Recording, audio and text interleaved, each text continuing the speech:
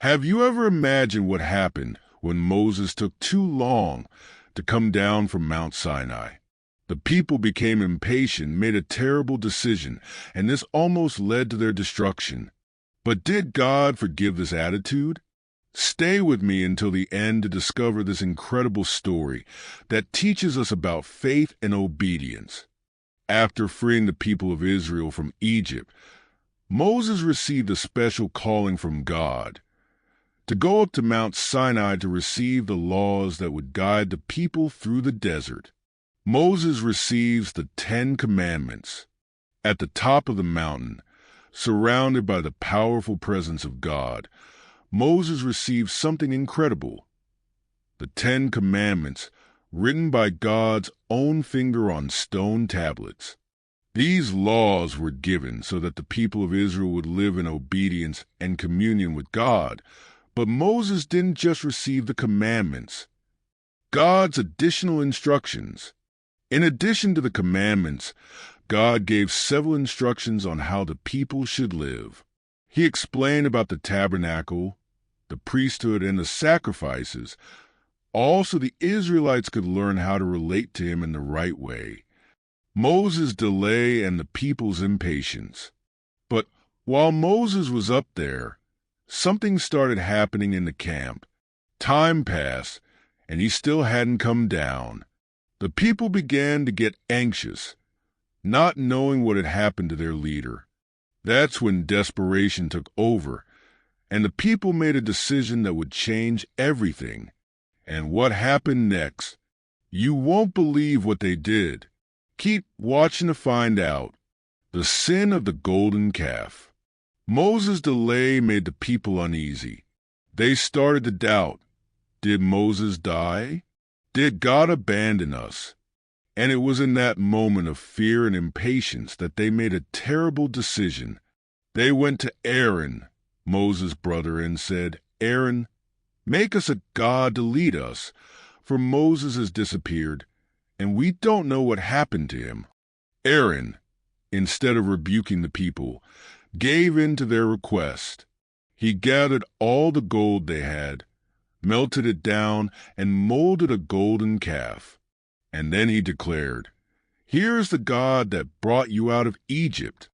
And it didn't stop there. The next day, the people held a great celebration in front of the calf. They sang, danced, and even gave themselves over to wrong practices. They had completely turned away from God, but God saw all of this, and he became furious. God's wrath and Moses' intercession. God then said to Moses, "Go down immediately, for the people you brought out of Egypt have corrupted themselves." God was about to destroy the entire people. He said, "I will wipe them out, and from you, Moses, I will form a new nation." But Moses interceded. He cried out, "Lord, please don't do this. What will the Egyptians say if they find out that you brought this people out of Egypt only to destroy them in the desert? Remember the promise you made to Abraham, Isaac, and Jacob." God heard Moses' prayer and decided not to destroy the people. But something very serious was still about to happen. Moses comes down from the mountain and rebukes the people. When Moses came down, he found Joshua waiting for him. Joshua heard a great noise and said, "Moses, it sounds like there's a war in the camp." But Moses replied, "It's not the sound of war. It's the sound of celebration."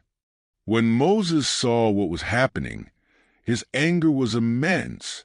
He held the tablets of the law, but in his outrage, he threw them down and broke them. Then he took the calf, burned it until it turned to ash, and threw the ashes into the water, making the people drink it. Afterward, he confronted Aaron. "What did this people do to you that you led them into this sin?" Aaron tried to defend himself. "Moses, you know how this people is prone to evil. They asked me for a god, so I threw the gold into the fire and out came this calf." But Moses knew it was time to make a very serious decision: the punishment and the new covenant. Then Moses stood up and shouted, "Whoever is on the Lord's side, come to me." And the Levites gathered around him. That day, many of those who remained rebellious died. It was a moment of great sadness in the camp. After that, Moses went back up the mountain to intercede for the people. He asked God for forgiveness, and the Lord responded, "I will erase from my book those who have sinned against me. Now go and lead the people." God's presence and Moses' radiant face. Moses set up a special tent called the Tent of Meeting to speak with God. Every time he entered, a cloud would descend upon the place, and the people would bow down in reverence. One day, Moses made a bold request to God, "Lord, show me your glory." But God replied, "No one can see my face and live, but I will put you in a rock and pass by.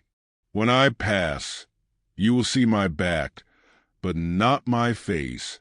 After spending 40 days and 40 nights before the Lord, Moses came down with the new tablets of the law. But something incredible happened. His face shone supernaturally. The people were amazed, for the presence of God was upon him.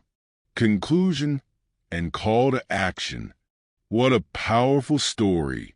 This passage teaches us the importance of obedience and patience. When we try to follow our own path and ignore God, the consequences can be serious. But God is merciful and always gives us another chance. If you enjoyed this story and want to learn more, don't forget to like the video, subscribe to the channel, and share it with your friends. We'll see you in the next video. Until then,